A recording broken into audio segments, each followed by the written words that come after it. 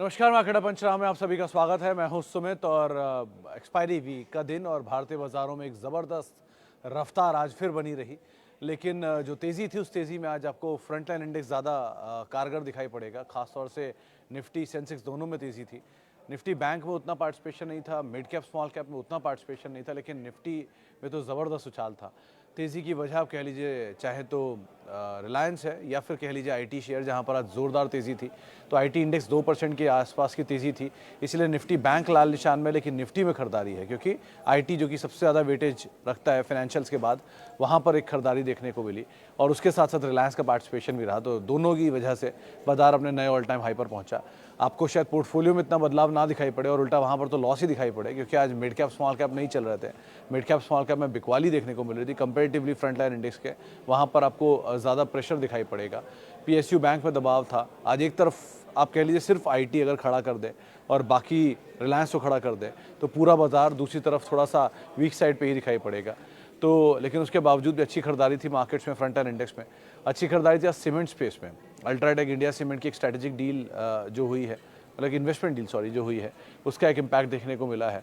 और उन्होंने India cement के अंदर अपना स्टेक खरीदा है, जिसमें से 3-3.5% स्टेक तो 280 पर है और बाकी 20% स्टेक 260 की रेंज में शायद कहीं खरीदारी की है।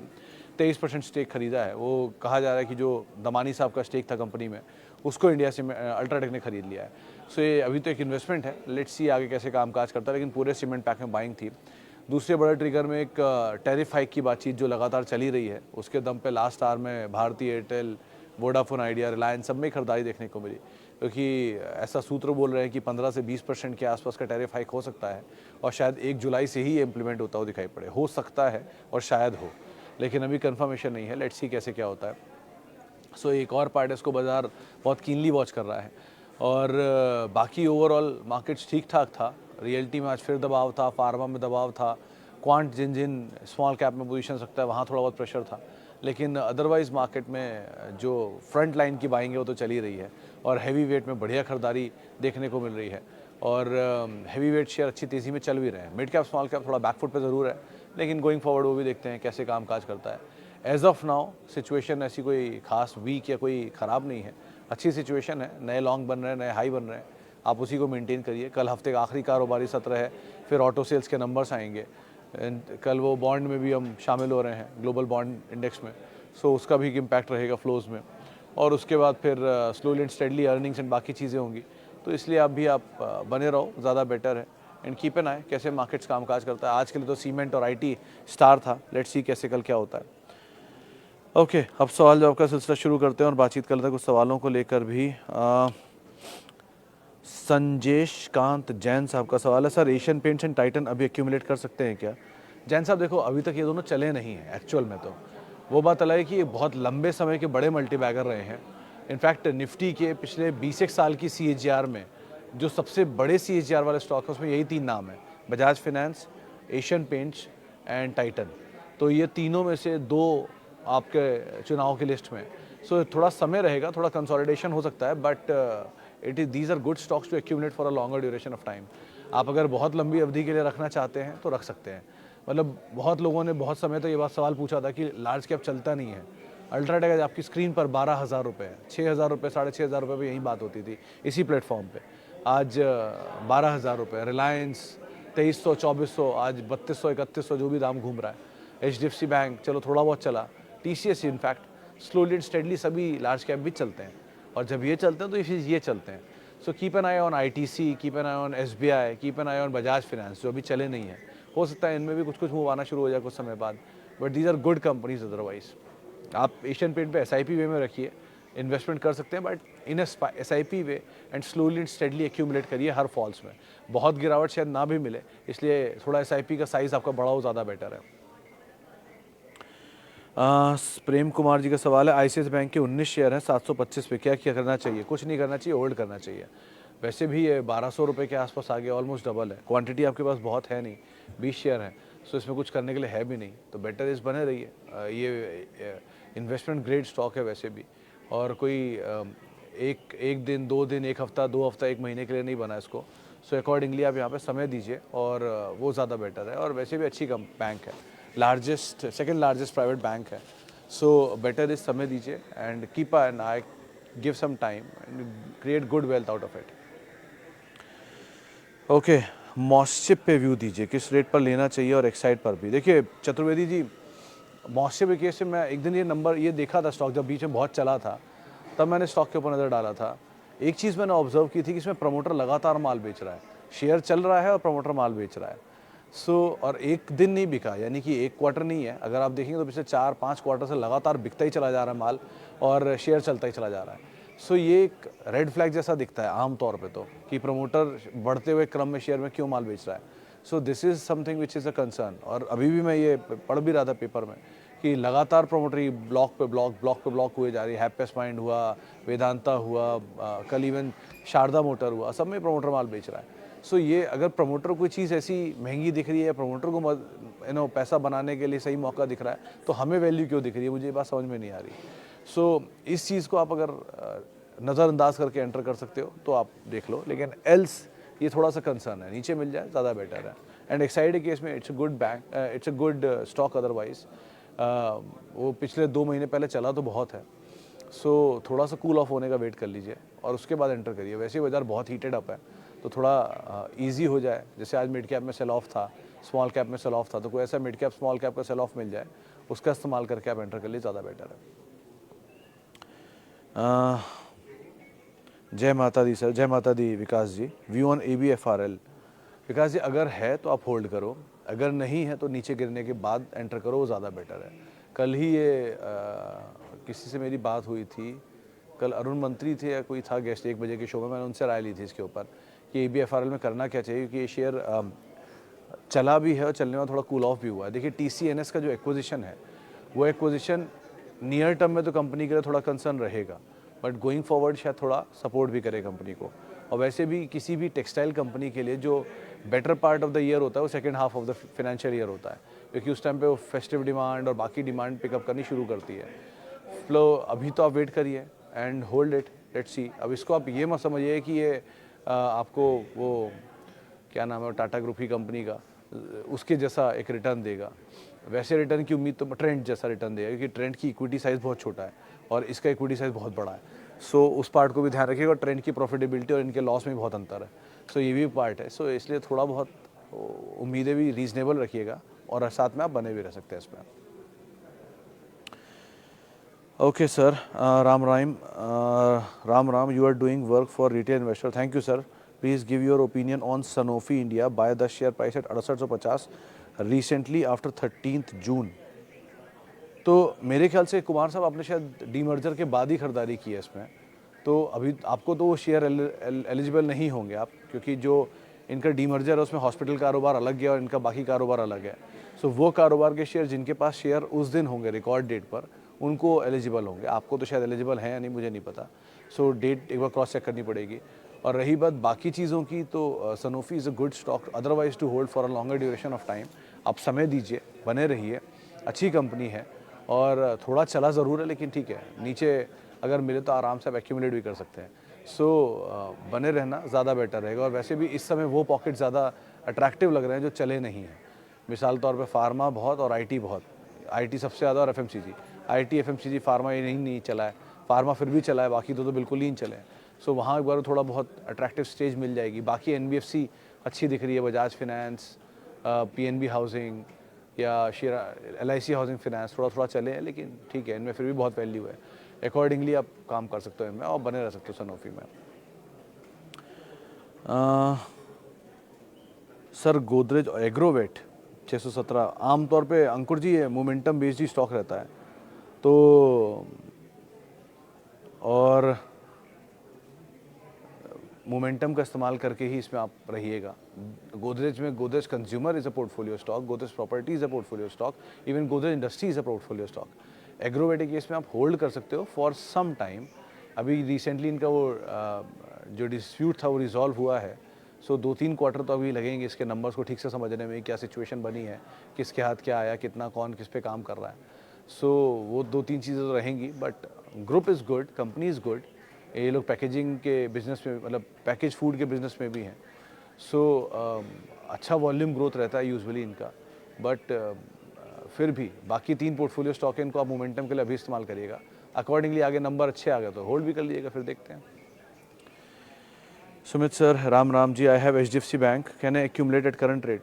मतलब सिंह साहब, जब 1420 रुपये में आपने एक्यूमुलेट किया था या खरीदारी की थी, तब क्या रिस्क था आपके साथ, या आपको क्या लग रहा था कि ये और नीचे मिलेगा या अभी नहीं, अगर नीचे आ गया तो क्या करेंगे? तो जब ये नीचे आया तब आपने क्यों नहीं लिया? 1420 के बाद भी इसे नीचे के लेवल दिखाया ना 1380 तक। अब के डेट पे 1700 रुपये पे जाके एवरेज करने का क्या लॉजिक है? मैं ये कहता हूँ कि चलिए 2000 भी हो जाए, 3000 भी हो जाएगा, बट अभी लेना क्यों जब भाग रहा है कोई चीज़? तो नीचे आएगी ले लेना, कहीं भागा थोड़ा ना जा रहा है। आप वो लीजिए जो नहीं भाग रहा है, SBI ले लीजिए उल्टा, जो नहीं चल रहा है। सो वाई ऑलवेज भागती हुई चीज़ कभी मत पकड़िएगा सर लाइफ में, कोई भी, वो हमेशा ही नुकसान करेगी, चाहे ट्रेन हो, चाहे टैक्सी हो, चाहे स्टॉक हो। सो बेटर इज़ रुकने दीजिए, थमने दीजिए, आराम से लीजिए, कहीं नहीं जा रही, दूसरी आ जाएगी। ये नहीं आया तो HDFC बैंक, नहीं तो SBI आ जाएगा, ICICI आ जाएगा, ये नहीं आएंगे तो कोई और सेक्टर आ जाएगा। So you will always get good opportunities, just wait, keep calm. बोला ना, समय और संयम दोनों ही चीज़ें चाहिए आपको। थोड़ा समय दीजिए, थोड़ा संयम रखिए, सब मिलेगा आपको। ओके जी, आगे बढ़ते हैं। और जय केदार जी की बालक हो आप, केदार जी के बालक हो आप। नमस्कार मुंद्रा साहब, मैं समझ नहीं पाया लेकिन बहुत बहुत शुक्रिया। आप जैसा बनना है, नहीं आपको मुझसे बेटर बनना है। मुझ जैसा बन के क्या करोगे sir? Always try to become better version of yourself. आप किसी से मत मुकाबला करिए, खुद से मुकाबला करिए, अपने से अपने आप को और बेहतर बनाइए। जैसे कल तो उससे अच्छे आज हो गए, तो विद टाइम अपने आप ही बेटर हो जाओगे। So try to be a better version of yourself instead of me. तो आप उसकी कोशिश करिए। बाकी वी ऑल आर स्टूडेंट, पढ़ रहे हैं, हम भी पढ़ रहे हैं, आप भी। देखते हैं कौन ज़्यादा बेहतर समझ में आता है। कुछ हमें सीखने में आता है, हम आपको बता देते हैं, कुछ आपको आता है, आप हमें समझा दीजिए, सीधी सी बात है। और लिखने के लिए थैंक यू। विकास जी का, sir I am holding good quantity of HDFC with average price of 1510, it's 30% of my portfolio, want to add more. नहीं, when you are holding a good quantity of HDFC bank, why you want to add more? आप खुद ही लिख रहे हो कि आपके पूरे portfolio का 30% हिस्सा HDFC बैंक है। कल को HDFC बैंक मान लीजिए 1000 रुपये आ जाए, कोई बड़ी बात नहीं, बाजार है, इसमें क्या ही है, कुछ भी हो सकता है। सो मान लीजिए 1000 रुपये आ जाए, फिर आप क्या करोगे? 30% पोर्टफोलियो आपका एक बार में वाइप आउट हो जाएगा। Why are you getting into दो स्टॉक जो भागा जा रहा है, अब आपको उसमें वैल्यू दिख रही है। आपने एक्यूमुलेट कर लिया ना 30%, वो आपके हिस्से का था, आपने कर लिया। अब find out good value in something else and go for it. 1500 रुपये के दाम पर आप 30% अपने पोर्टफोलियो का हिस्सा HDFC बैंक में डाल के बैठे हैं। अब आपको बचे हुए 70 को भी HDFC बैंक में डालना है। क्यों, कोई और नहीं बचे है क्या दुनिया में HDFC बैंक के अलावा? I am a big time, I was the one जिसने हमेशा HDFC बैंक की पैरवी की है कि बहुत अच्छा बैंक है, पोर्टफोलियो स्टॉक है, रखना चाहिए। सब बात अपनी जगह सही है, लेकिन नॉट, ये भी बोला साथ साथ कि कभी ओवर एक्सपोज मत होना किसी एक सेक्टर, किसी एक स्टॉक में। कोई और स्टॉक ले लीजिए, कुछ भागा थोड़ा जा रहा है HDFC बैंक, और नीचे मिलेगा तो फिर ऐड कर लेना। तो इंस्टेड ऑफ कि HDFC बैंक आज दिख रहा है 1720 का ब्रेकआउट आ जाएगा, सब ले लेंगे। सो बेटर इज़ कि पहले कहीं फॉल में मिले तो ऐड करिए, और कुछ और अगर अभी आपको लग रहा है जो नीचे दिख रहा है, जो बहुत नहीं चला है, जो पार्टिसिपेट कर सकता है, कोई भी क्वालिटी, उसको आप इंस्टेड ऐड करिए, वो ज़्यादा बेटर है आउट ऑफ HDFC बैंक के पीछे भागने के।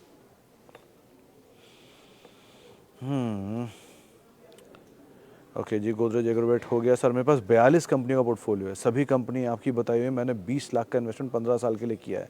एक सेकेंड वीरू सर, 42 कंपनियाँ is too big to handle, मतलब इतना स्टॉक तो मैं ही नहीं हैंडल कर सकता, आप कहाँ से कर रहे हो पता नहीं।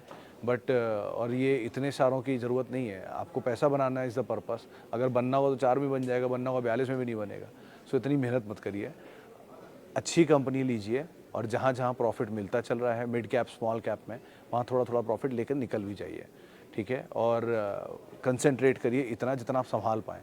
इतना जब मत रखिए कि 42 कंपनियों में अगर 20 लाख रुपए लगे, यानी कि 50-50 हज़ार रुपये अपने हर कंपनी में लगा के रखा हुआ है। सो इस तरह का एलोकेशन ही मत करिए कि आप मतलब समझ ही में नहीं आ रहा, नहीं 42 कंपनियों में है, सॉरी, ये तो और ही गया गुजरा 20,000 रुपये के आसपास का एलोकेशन होगा पर फंड के हिसाब से, अगर मतलब मोटी मोटी कैलकुलेशन नहीं कहती, बाकी आप लोग खुद समझ लेना।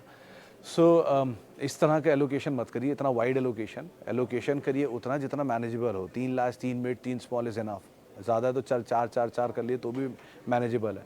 चलो बहुत है तो 5-5 कांच भी करके काम चल जाएगा, लेकिन 42 कंपनियाँ आपको एट अ टाइम कभी आपका पोर्टफोलियो प्रॉफिट में दिखेगा नहीं, क्योंकि कुछ चलेगा तो कुछ गिरेगा। सो इंस्टेड राइट साइज़ करिए, या तो आप फ्री के शेयर 42 रख के बैठे हैं तो बात अलग है कि मेरे पास 5 शेयर ऐसे हैं जो मैंने खुद खरीदे हैं, जो चल रहे हैं, जिनको कोर पोर्टफोलियो में रखा है, और बाकी के 40 शेयर जो हैं या 45 शेयर जो है जो भी हैं वो शेयर मैंने फ्री के इकट्ठे कर रखे हैं। सो बात अलग है, लेकिन इतना वाइड एलोकेशन तो मैनेज करने में मुश्किल है। मतलब ये तो आपने खुद ही अपना एक निफ्टी बना लिया मोर लेस। सो ऐसा ही मत करिए, थोड़ा सा राइट साइज़ करने की ज़रूरत है, राइट साइज़ करिए इसको। ओके जी, जियो में सर समय लगेगा और अकॉर्डिंगली आपको समय देना पड़ेगा। अगर आप समय नहीं दे पाओगे सो अभी के लिए मतलब नियर टर्म में इसमें कोई बहुत ज़्यादा उम्मीदें मत रखना, आप एटलीस्ट समय दीजिए आप। सर 10 से 15 साल के लिए म्यूचुअल फंड, एसआईपी और स्टॉक, एसआईपी इन रिलायंस, अदानी पोर्ट, एल्केम, क्या सही रहेगा? देखो प्रवीण जी, अगर आप 10 से 15 साल के लिए इन्वेस्टमेंट की शुरुआत करना चाह रहे हैं, नए निवेश की शुरुआत करना चाह रहे हैं और आपको कुछ नहीं पता बाज़ार के बारे में, आप ज़ीरो आइडिया रखते हैं बाज़ार का, तो सबसे पहली चीज़ शुरू करिए, या तो आप म्यूचुअल फंड लीजिए। म्यूचुअल फंड लीजिए, किसी भी म्यूचुअल फंड को शाम 6:30 बजे शुरू आता है, उसमें टॉप 4 फंड बताते हैं, आप वहाँ से कोई भी एक फंड उठा लीजिए। वो हमेशा रोज़ वही उन्हीं लोगों के लिए बताते हैं जो निवेश की शुरुआत करना चाहते हैं। सो टॉप 4 फंड तो वहाँ से आप ले लीजिए। अगर आपको लगता है नहीं थोड़ा बहुत मैं जानता हूँ, म्यूचुअल फंड से बेहतर सिचुएशन मुझे चाहिए, तो निफ्टी ETF ले लीजिए, निफ्टी नेक्स्ट 50 ETF ले लीजिए, निफ्टी IT ETF ले लीजिए, निफ्टी बैंक ETF ले लीजिए, निफ्टी फार्मा ETF ले लीजिए। 5 ETF है, 5 अलग अलग सेक्टर को कवर करते हैं, तो ज़्यादा है तो एक लार्ज, एक मिड और 2 कोई सेक्टर की ETF आप ऐड कर लीजिए। थोड़ा थोड़ा SIP उसमें करते रहिए, 10 साल, 15 साल, 20 साल, जितने साल की चाहिए आपको। ये दोनों भी नहीं, आपको लगता है कि नहीं मैं ये भी कर चुका हूँ और इससे बेटर करना चाह रहा हूँ, तो आपके लिए सिचुएशन ये है कि फिर आप लार्ज कैप में ही स्टिक करिए। Large cap as in the leaders, हर सेक्टर या हर ग्रुप का एक लीडर, ग्रुप का लीडर एज इन रिलायंस से रिलायंस, टाटा से TCS, टाइटन, टाटा पावर, इसके अलावा अल्ट्राटेक्स, बिरला ग्रुप से अल्ट्राटेक, ग्रासिम एंड लाइकवाइज और कौन से ग्रुप आते हैं, बजाज से बजाज ऑटो, बजाज फिनेंस, ऐसे कर करके हर, वो मैंने कल लिस्ट डाला था ना ग्रुप का, वहाँ से उठा लो। वो सब कैश काउज हैं बेसिकली, वहाँ से पैसा आता ही रहता है इन ग्रुपों को, तो ये कहीं नहीं जाएंगे, वहीं खड़े रहेंगे। ये अच्छी कंपनियाँ, they are good companies to start their business with. So इनके साथ शुरुआत करिए, और फिर जब ये सब चीज़ों में आप थोड़ा एग्रेसिवली आ चुके हैं और थोड़ा आइडिया आपको बाजार का आ गया है, फिर आप जाइए non mid cap, non small cap. Non mid cap like Havells, Bata, Relaxo, United Spirits, Radico, इस तरह की कंपनियाँ जिनमें आप, जो नोन है, सनोफी, फाइज़र, नोवार्टिस, तो ऐसी कंपनियों में जाइए। धीरे धीरे धीरे धीरे फिर आप अपना दायरा बढ़ाते रहिए, लेकिन एक सिस्टमैटिक वे में चलिए, क्योंकि बात 15 साल 10 साल की है। सो एक दिन में रैशनल होकर डिसीजन मत लिए, ज़्यादा बेटर है। ओके, हाँ, सम गोदरेज हो गया, गोदरेज हो गया, आगे आगे आगे SIP भी हो गया।